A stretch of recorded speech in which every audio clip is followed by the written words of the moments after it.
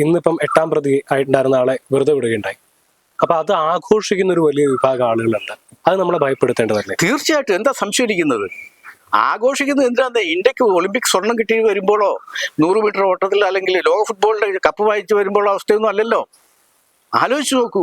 പണം കൊടുത്താൽ എന്ത് തോന്നിയവാസത്തിനും ആളുകളെ കിട്ടും, അവൻ ലഡു വിതരണം നടത്തുമെന്നുള്ളതിന്റെ വലിയ ഭീഷണിയല്ലേ? ഞാൻ മുമ്പേ പറഞ്ഞതിനേക്കാൾ ഭീഷണിയാണ്.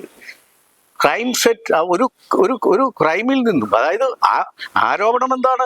ഒരു പെൺകുട്ടിയെ പണം കൊടുത്ത് കൊട്ടേഷൻ കൊടുത്ത് ബലാത്സംഗം ചെയ്യിച്ചു എന്ന് പറയുന്ന ആരോപണം 8 വർഷമായി നേരിട്ടവൻ, അവൻ സാങ്കേതികമായോ അല്ലാത്ത കാരണത്തിൽ പുറത്തു വരുമ്പോൾ അയാൾ വരുമ്പോൾ വലിയ ആഘോഷങ്ങളും ചെണ്ടമേളകളും നടക്കുകയാണ്.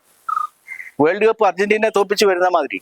അത് ഈ സമൂഹത്തിൽ വരുന്ന മെസ്സേജ് എന്താണ് എന്ന് വെച്ചാൽ അതിൻ്റെ അർത്ഥം ക്രിമിനലിസം, അതായത് ക്രൂരകൃത്യങ്ങൾ, ക്രൈം, അത് ഇവിടെ വല്ലാതെ സ്വീകാര്യത നേടുന്നു, അത് എസ്റ്റാബ്ലിഷ്ഡ് ആകുന്നു. അതും ഭരണകൂടത്തിന്റെ പരാജയമാണ്. അത് ആര് ഭരിക്കുന്നു എന്നൊന്നും അല്ലെന്നേ പ്രശ്നം. അത് കോൺഗ്രസ് ഭരിച്ചാലും CPM ഭരിച്ചാലും ഭരണകൂടത്തിന്റെ നീതിബോധത്തെ പിടിച്ചു നിർത്താൻ കഴിയുന്നില്ല എങ്കിൽ പൗരന്മാർ ഇതിനേക്കാളും അധപ്പതിക്കും. തന്നെയുമല്ല, ഇതൊന്നും കണ്ടിട്ടൊന്നും അഹങ്കരിക്കേണ്ടതില്ല. ഇതൊക്കെ കാശ് കൊടുത്താൽ ചെണ്ടമേളം നടത്താനും ലഡു കൊടുത്താനൊക്കെ ഒരുപാട് ആളുകളെ കിട്ടും.